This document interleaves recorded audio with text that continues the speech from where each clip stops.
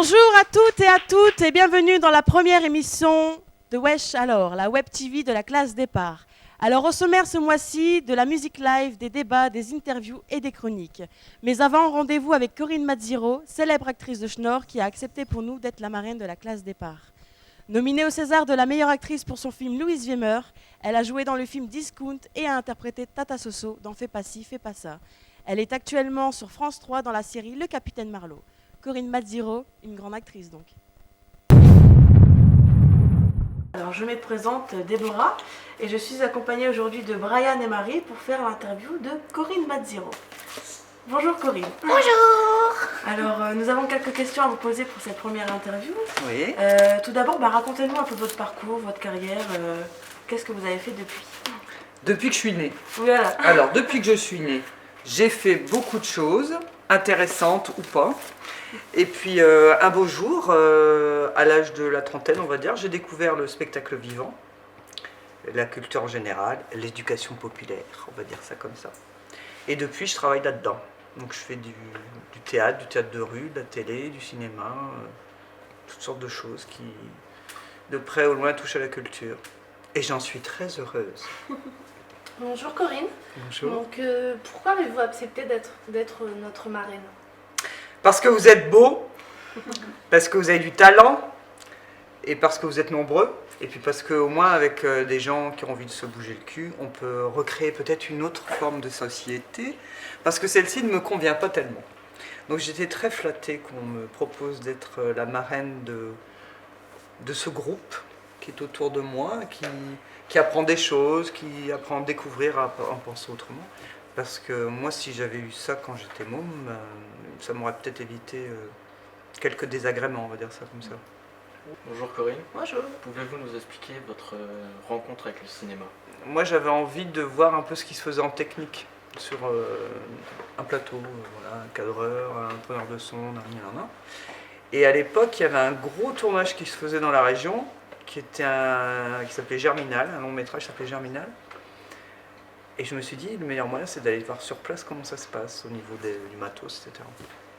Donc je suis allé postuler pour faire de la figuration, sauf qu'il y avait beaucoup de gens qui voulaient faire de la figure. Donc j'ai un peu triché, je suis allé mettre ma candidature à plusieurs endroits, à plusieurs reprises. Et là, j'ai rencontré à ma grande surprise le réalisateur, Berry. Et puis il m'a dit, ouais, vous avez une tronche, mais vous n'êtes pas assez magané, comme on dit au Québec, pas assez... Parce qu'à l'époque, je faisais pas mal de vélo, ça, j'étais un peu bronzé et tout. Je lui ai dit, mais pas de problème, je vais faire la bringue pendant 2-3 jours, je reviens, puis vous verrez ma tronche. Voilà, ça lui a plu, alors on a discuté, je suis sorti de là avec un contrat de comédien, enfin de comédienne. Pendant 15 jours, j'avais 15 jours de tournage, et je me suis retrouvé au milieu de Depardieu, Miu Miu, Renaud... toute une bande de gens carmés, toute une bande de grands comédiens qui venaient tourner dans son film. Et moi j'avais rien à faire, hein. Je faisais la femme d'un des acteurs, bref. Donc j'étais à l'endroit idéal, c'est-à-dire que j'étais payé royalement. On me traitait comme les comédiens, donc pas comme les merdes de figurants, là. J'avais quelqu'un qui venait me chercher, je dormais à l'hôtel, j'étais super bien payé. Et puis à la suite de ça, je me suis dit, tiens, c'est le fun, c'est pas mal, mais je préférais quand même le spectacle vivant. Et puis après, ça a été des rencontres. J'avais un copain, je me rappelle une fois, il me dit, bah, je vais passer un casting pour... il cherchait des mecs, des comédiens. Je dis, bah, moi je vais y aller aussi. Alors, il dit, bah non, on cherche des hommes, moi, je m'en fous, je peux jouer le rôle d'un mec, on m'en tape, quoi. Là, on a rigolé, et du coup, j'ai été embauché. C'est-à-dire qu'ils ont fait le rôle, puis à chaque fois c'était comme ça, des petits rôles par-ci, des petits rôles par-là. Et puis jusqu'au jour où on m'a proposé, un type m'a appelé en me disant, je vais faire un premier long métrage, et je vous propose le rôle principal. Et j'ai cru que c'était une blague, et puis non, il s'appelait Cyril Ménéguin. Et puis voilà, on a tourné son premier long, j'avais le rôle principal, il s'appelait Louise Wiemer. Et puis on a atterri au César, etc., etc. Voilà, c'est ça ma rencontre. En fait, il n'y a pas une rencontre, c'est des rencontres. C'est ça qui est chouette aussi dans la vie et puis dans ce milieu-là. Parce qu'en fait, il n'y a pas de règles dans le cinéma ni dans le spectacle vivant. C'est que tu peux, du jour au lendemain, te retrouver à faire soit à cadrer, soit à prendre le son, soit à éclairer, soit à jouer, soit tu vois, faire une interview. Est-ce qu'il y a un an, tu aurais dit, tu vas aller poser des questions à des comédiens, tu aurais dit, je ne sais pas, non.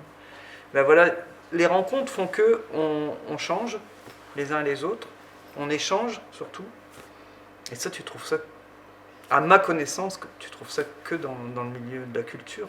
Pour moi, c'est ça la vraie éducation populaire. C'est pas quelqu'un qui arrive en disant moi je sais comment ça se passe, un metteur en scène, un réal ou je sais pas quoi, et on va faire comme ça. C'est tout le monde amène son petit grain de sel, et c'est chaque jour un nouveau truc qui t'amène vers autre chose. Tu rencontres quelqu'un qui t'amène à penser autre chose, c'est ça. Pour moi, c'est ça le cinoche. En tout cas, le cinoche que j'aime, c'est ça. Et le spectacle vivant que j'aime, c'est ça.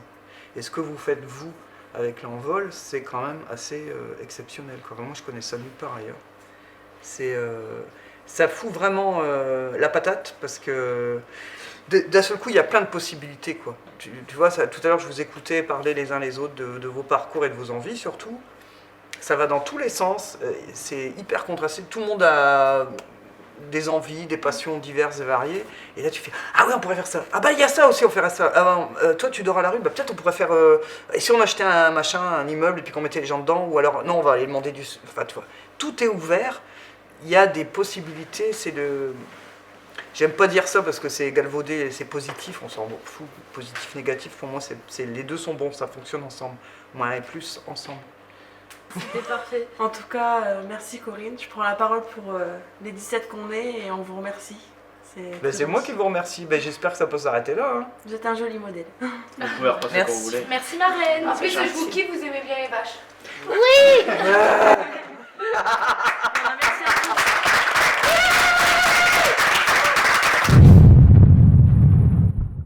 Bonjour, nous avons avec nous Benoît Souekoto, joueur de Saint-Etienne. Bonjour Benoît. Bonjour. À quel âge as-tu commencé à jouer au foot? J'ai commencé le foot vers peut-être 5-6 ans. Je suivais mon père sur les terrains le week-end, comme il venait du sud de la France et avant ça il venait du Cameroun pour faire le métier de footballeur professionnel. Donc je l'ai suivi sur les terrains tous les week-ends et de là j'ai commencé à jouer au foot. Est-ce que tu as des souvenirs de ton premier club à SPTT d'Arras? Oui, le football était encore de la rigolade parce qu'une fois que tu commences à rentrer dans un club professionnel, tu ne fais plus du foot pour t'amuser, mais pour progresser et obtenir des résultats. Donc j'ai que des bons souvenirs avec la SPTT d'Arras.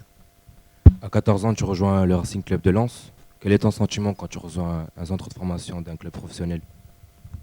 Je me rends compte qu'il y a beaucoup de joueurs pour très peu de postes. Donc je me dis que je ne viens pas ici pour prendre des vacances et que je rentre dans ce club pour travailler et essayer de devenir footballeur professionnel. Est-ce que tu as des souvenirs de ton premier match professionnel? Oui, vous savez, les premiers matchs sont un peu pareils pour tout le monde. Il y a tous les anciens qui essayent de t'expliquer qu'il n'y a pas de problème. Si tu rates une passe, ça va aller. C'est pas si grave que ça et qu'un match dure 1h30 et que ça va aller, quoi. Donc, il y a tout le temps les plus anciens qui essayent de te mettre dans de bonnes conditions pour jouer ton premier match. Quel souvenir gardes-tu de ton passage à Lens? C'était bien parce que c'était pas encore totalement le travail, même si ça l'était un petit peu, mais tu sais qu'à tous les matchs, il y avait au moins 10 ou 15 personnes qui venaient te voir. Des personnes, que ce soit les amis ou la famille. Donc c'est ça qui était agréable à chaque match. Mais une fois que j'ai quitté Lens et que j'ai dû aller dans un autre pays, là c'était vraiment le travail, étant donné que tout de suite tu te retrouves sans amis et tu es un peu libre à toi-même. Donc c'est ça l'avantage qu'il y avait à Lens. Tu pars ensuite en Angleterre. Quelle est la différence entre la Ligue 1 et la Première Ligue? Il y a beaucoup plus de rythme, il y a beaucoup plus d'engagement. Les arbitres ne sifflent pas toutes les 30 secondes. Et là-bas, il y a beaucoup plus d'argent qu'en France. Donc, si tu n'es pas performant, on te met sur le banc ou voire en dehors de l'équipe. Et voilà, ils peuvent te payer le reste du contrat comme ça ne les dérange pas. Donc, là-bas, tu dois vraiment être au top de toi-même. Contrairement à la France où ils ne peuvent pas, par exemple, s'ils t'ont acheté 15 millions d'euros, ils ne peuvent pas te mettre sur le banc et t'oublier. Parce qu'en France, 15 millions d'euros, ça représente une grande somme d'argent, contrairement à l'Angleterre. Pour ton retour en France, tu choisis Saint-Etienne. Est-ce que c'est parce qu'il y a un club qui ressemble à Lens? Je vais être honnête avec toi. Dans le foot de nos jours, il y a l'aspect financier et l'aspect sportif et rallier les deux. Donc financièrement, c'était bien et sportivement aussi. Voilà pourquoi j'ai choisi Saint-Étienne. Tu as disputé 2 Coupes du Monde. Est-ce que ça a été une fierté pour toi de porter le maillot du Cameroun? Bah oui, c'était surtout pour la première Coupe du Monde. C'était la première Coupe du Monde en Afrique. Et peut-être que la prochaine Coupe du Monde en Afrique, ça sera quand mes petits-enfants seront grands-pères. Donc j'étais fier de la jouer en Afrique et j'ai été fier qu'elle se déroule sans incident aussi. Et pour la fin, un pronostic pour l'Euro? Pour tout avouer, je ne suis pas le football et encore moins le football européen. Tu m'aurais demandé un résultat sur la CAN, peut-être que je t'aurais dit un pronostic, mais le championnat européen, je ne peux pas te dire. D'accord. Au revoir, merci beaucoup. Je t'en prie.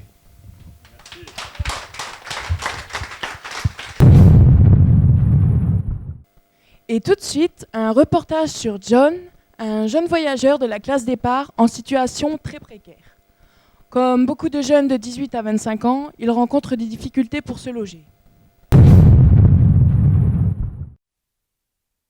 Je m'appelle John, j'ai 21 ans et j'habite à Arras.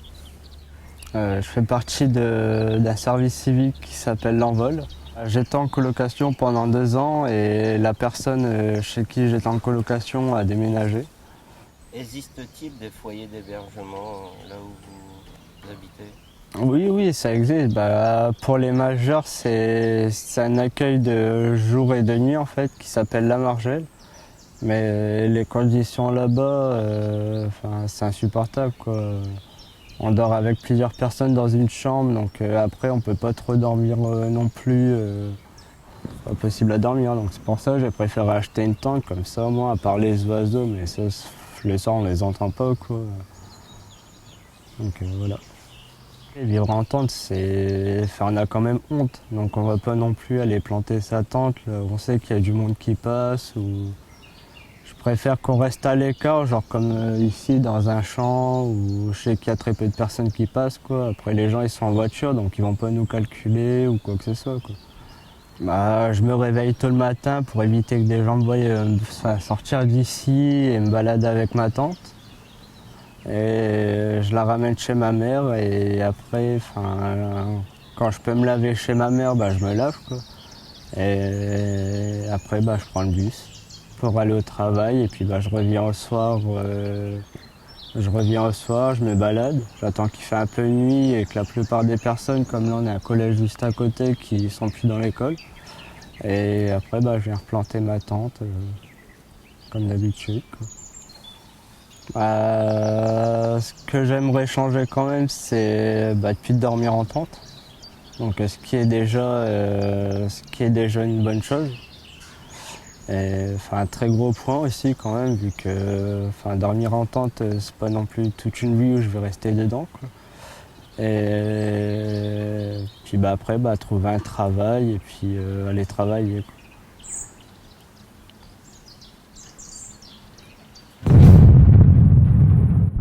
Bonjour Romain. Bonjour.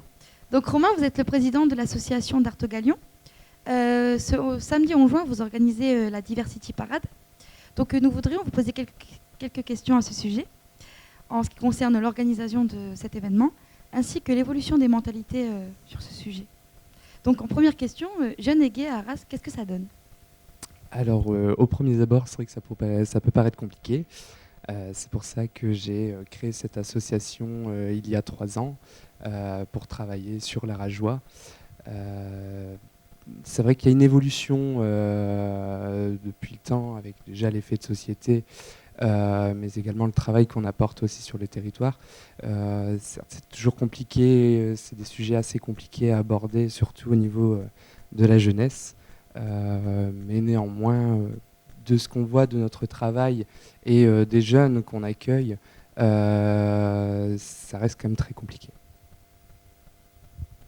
Pourquoi avoir organisé cette marche des fiertés?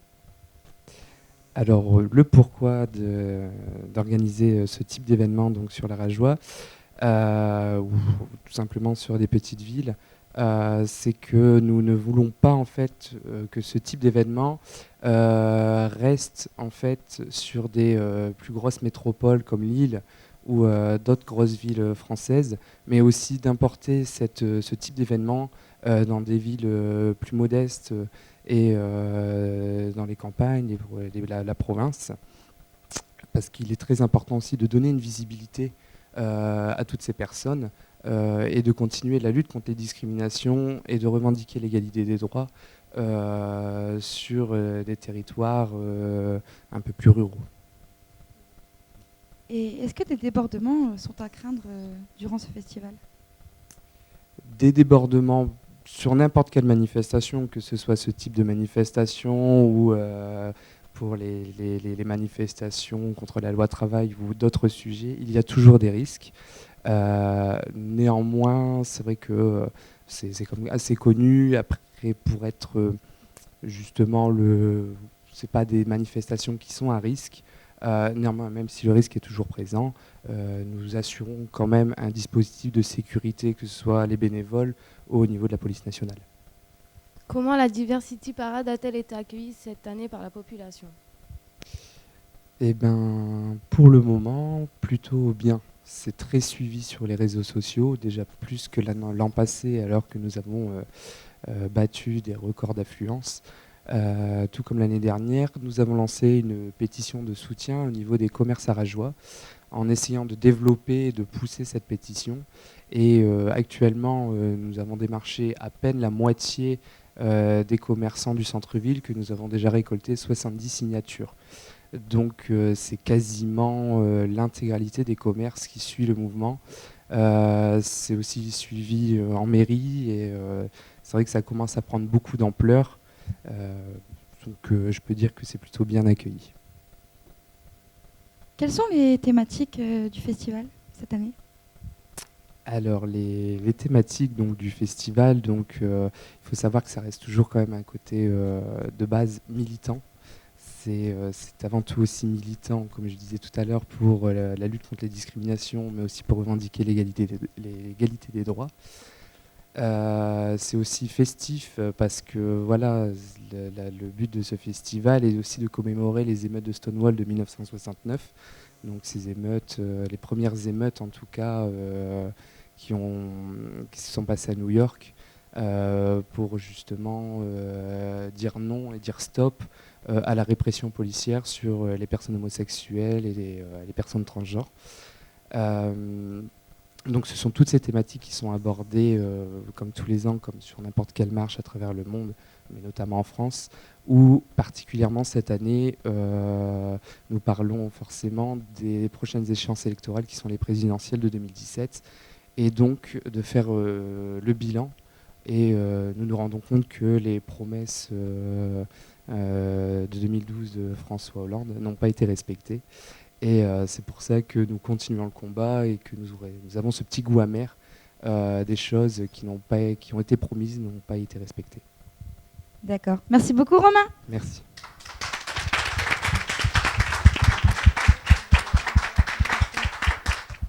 Et tout de suite, un live de Laura qui va nous interpréter Born to Die de Lana Del Rey.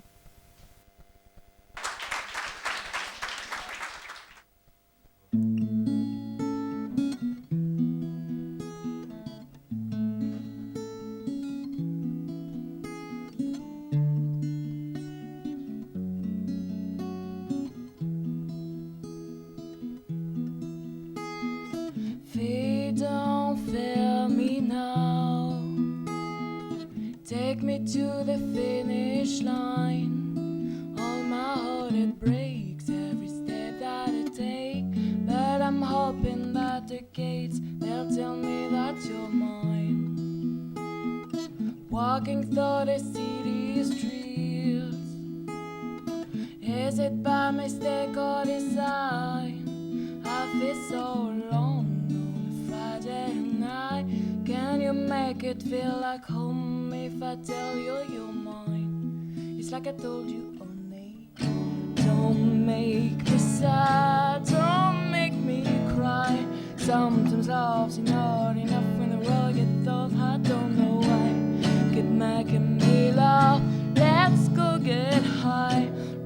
road's long, we carry on just to have fun in the meantime. Come and take a walk on a bright side. Let me kiss you all the pouring rain. You're like a girl's insane. Hey, hey, yeah, shows your last word. This is the last time. 'Cause you and I, we were born to die. Lost but now I am found. I can see but once I was blind. I was so confused as a little child.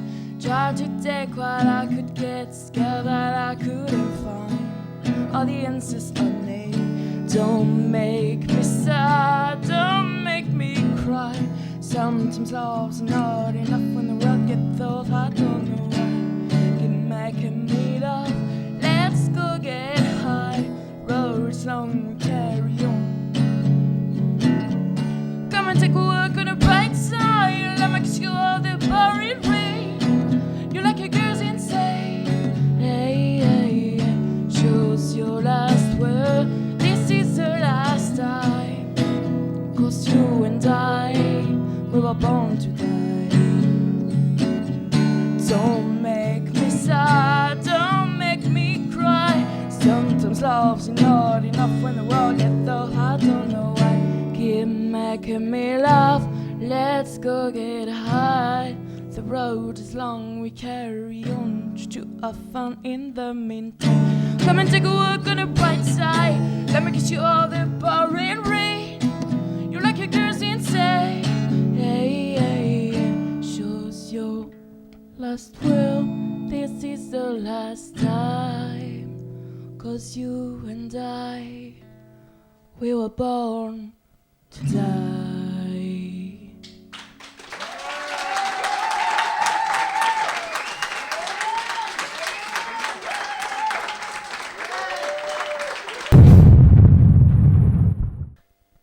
Nous allons maintenant faire connaissance avec Farid Kérard, éducateur de la PJJ, originaire de Saint-Nicolas, qui va nous raconter son parcours de vie.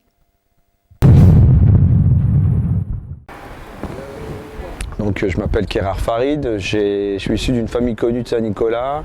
J'ai grandi dans ce quartier. Alors le métier d'éducateur PJJ, c'est l'accompagnement éducatif et judiciaire des mineurs délinquants. Donc je m'occupe entre autres des jeunes qui ont commis des délits entre 13 et 18 ans et puis des jeunes majeurs également. Les difficultés principales qu'on rencontre dans ce métier d'éducateur PJJ, c'est que évidemment on accompagne les jeunes comme on peut et avec le plus de motivation et de conviction possible. Simplement, les résultats ne sont pas toujours au rendez-vous. C'est un métier très valorisant quand on voit qu'un jeune s'en sort et qu'il réussit sur l'insertion scolaire ou professionnelle. Ça nous renvoie toujours à quelque chose de fort et de très lié à la satisfaction personnelle, quoi.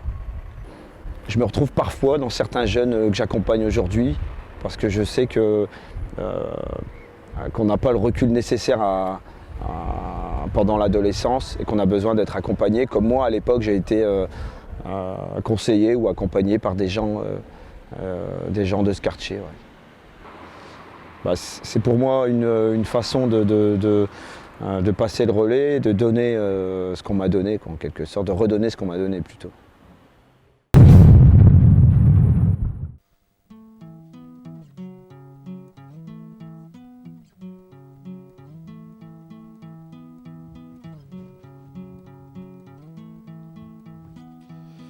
Excuse-moi, Ouais. je peux te demander ce que tu fais là? Bah de la guitare, ça se voit, non? D'accord.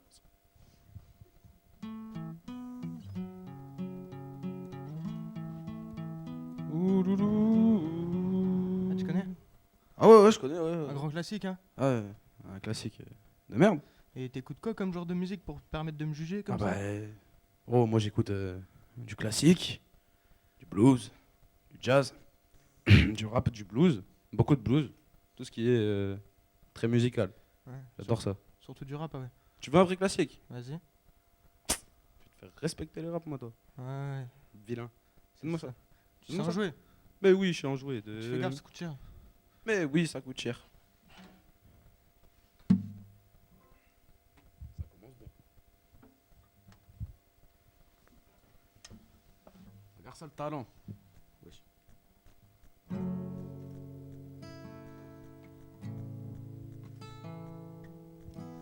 Pas mal. C'est joli. Tu peux pas rajouter un truc par-dessus?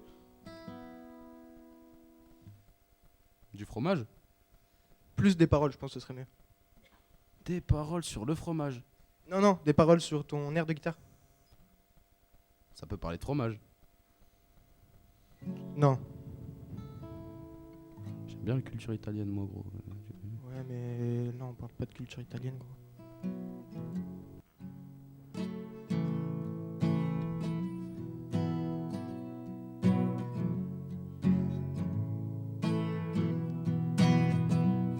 On pourrait voir cette ville sans drogue, en vérité ils nous en donnent, ce sera bientôt légalisé, ils savent très bien que ça nous endort. Parfois j'oublie le passé, cervelle cassée, moi je vis sans trop de logique. Encore un son qu'il faudrait placer sur Skank-Anthologie. Y'a du shit quand y'a plus de Z, face au verre on tisse cul sec. Fumer tes buvettes, nous on s'en pète, J.O.D. Q7. Parfois pressé, toujours précis, j'opère à la Niptech. Collage de speed dans le bâtiment, c'est la cannabis qui up défoncé comme ma plume. Des ongles noirs, des joues de squelette, une sale allure, je suis comme la lune. Je me couche à l'heure où le jour se lève, si t'as fini ton verre à l'aise. On remet ça comme la danette, une vie pas nette, là c'est l'étrange Noël de Monsieur Jack Daniels.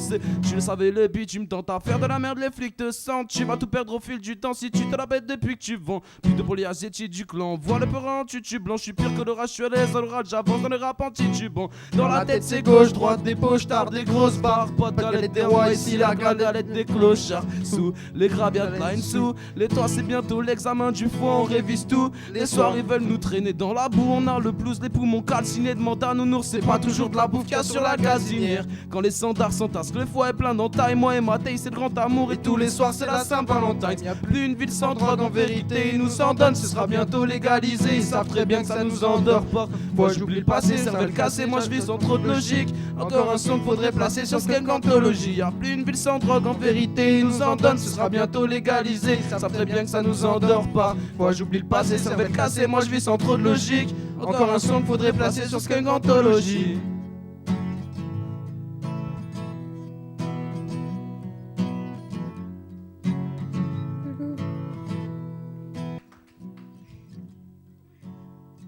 Enchaînons tout de suite avec l'événement à ne pas oublier cette semaine.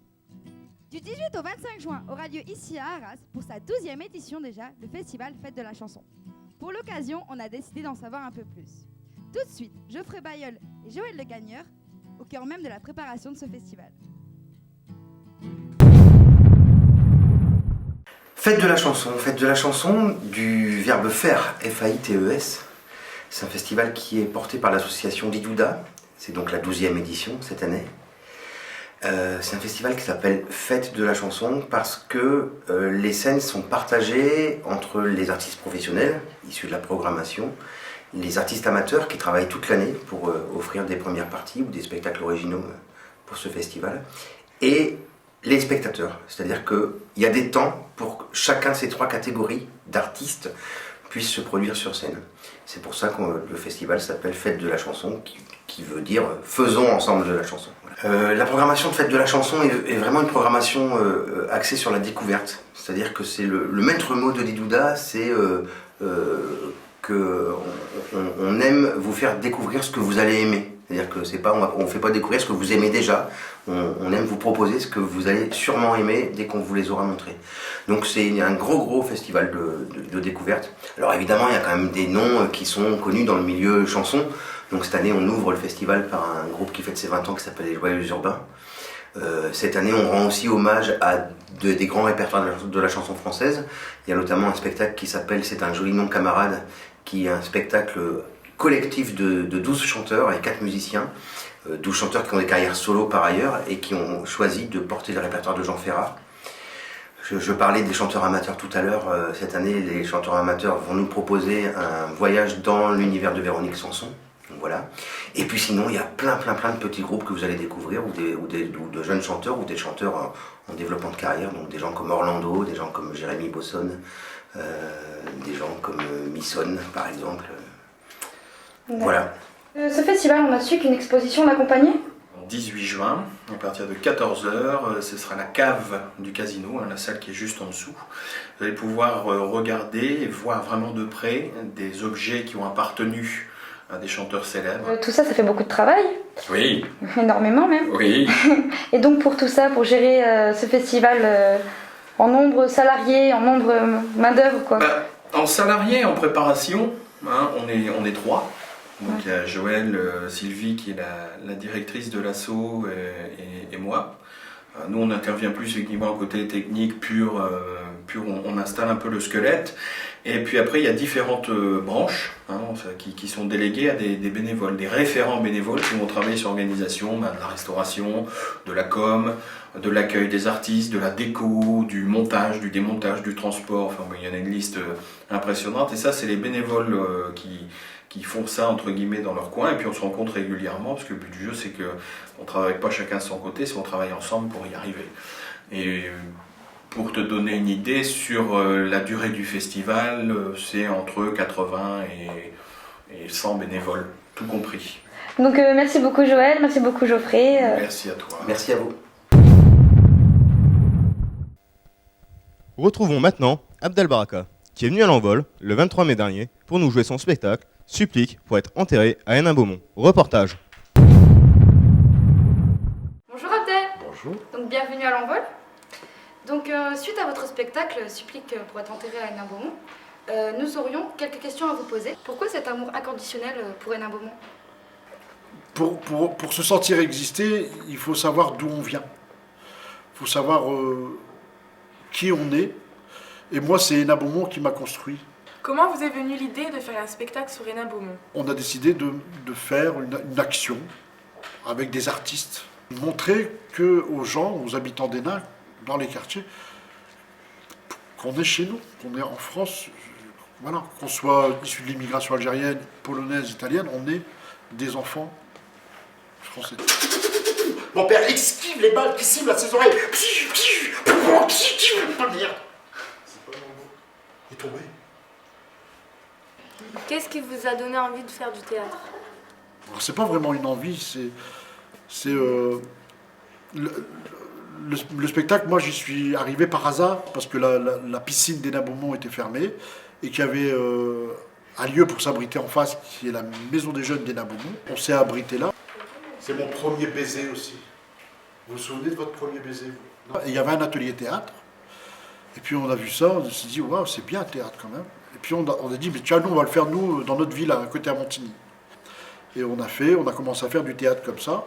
Et à un moment, dans notre parcours théâtral, on a écrit aussi, à un moment, on a écrit des textes. Et on nous a dit que c'était pas mal. Donc on en a fait un premier spectacle. Qu'est-ce qui vous fait vibrer dans le théâtre ? La réponse, elle est simple, c'est le public, en fait. C'est... surtout quand on est tout seul en scène comme aujourd'hui, d'abord on fait ça un petit peu de manière égoïste. C'est d'abord pour soi qu'on le fait. Mais s'il n'y a pas le regard d'un public, c'est lui qui nous renvoie ce qu'on est aussi. Donc c'est assez jouissif comme impression. C'est le public qui nous fait vibrer. On fait ça pour le public.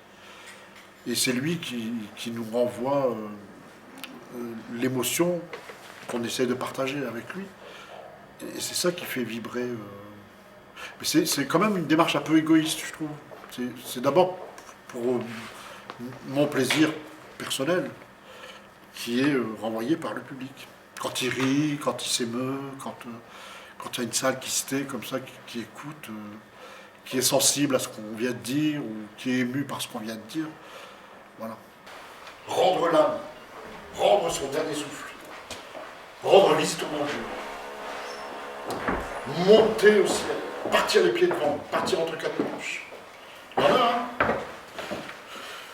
Moi, je crois que s'il y a autant de dire, il y a autant de manières de dire la mort, c'est parce que c'est pour conjurer le mauvais sort. Mon père, lui, il n'avait pas peur de mourir. Parce qu'il était imam de la mosquée de Fouquier-les-Lances. Un imam, c'est comme un rabbin halal, par exemple. Ou un curé circoncis.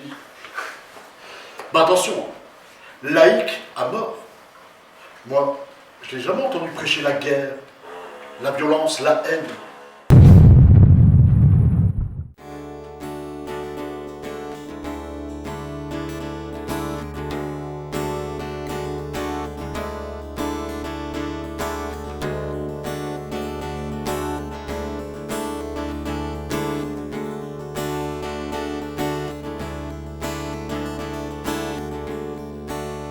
I was lying alone in my bed.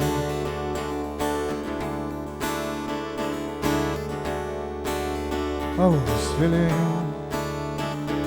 cold out.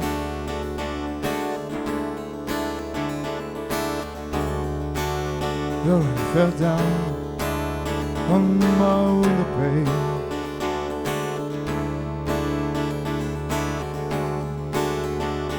A better way to feel safe.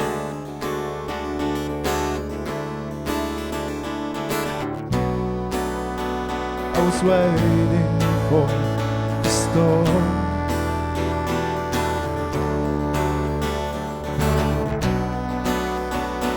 And it didn't ask for more.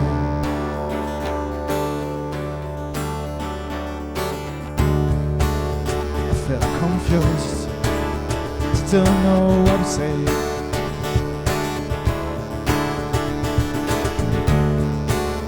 The sky was all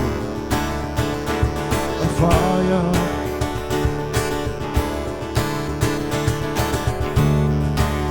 I felt confused under the summer rain.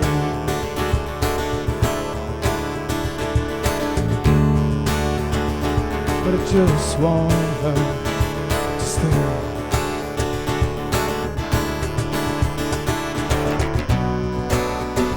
I was waiting for the storm.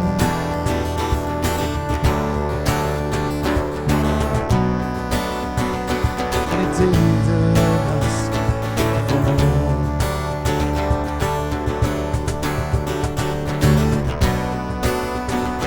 I was waiting for the storm.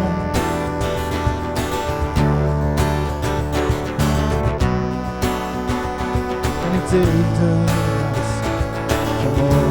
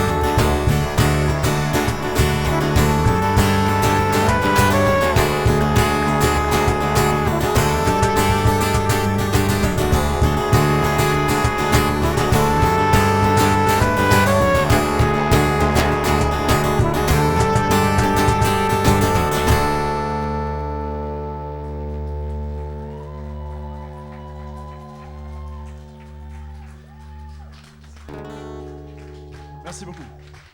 Merci à Birds of Down pour ce petit live. Donc, j'aurais quelques questions pour vous. Donc, quand le groupe a-t-il été fondé ? Alors, ça a démarré en 2010 Et sous cette formation à 5, ça date de à peu près 1 an. D'accord. Avez-vous des projets pour le futur? Personnel ou pour le groupe? En fait, on sort bientôt un disque. On sort un disque d'ici quelques temps, quelques semaines ou quelques mois. Voilà, on va sortir notre premier disque donc avec cette formule, un premier EP, 6 titres. Quelles sont vos références musicales? On va dire que c'est assez anglo-saxon. Moi, je suis un grand fan des Cure. Il n'y a pas que moi dans le groupe d'ailleurs. Et puis on a intégré des influences un peu plus récentes aussi, comme Arcade Fire, Polyphonic Spree. C'est très pop en fin de compte comme influence. Voilà. D'accord. Bah, merci à vous. Et bonne continuation. Merci beaucoup. À bientôt. Alors merci aux Birds of Dawn pour cette interprétation. Cette émission se termine maintenant. Nous nous retrouvons en septembre avec Wesh Alors pour la prochaine émission. En attendant, nous vous souhaitons un bel été et à la prochaine. Merci.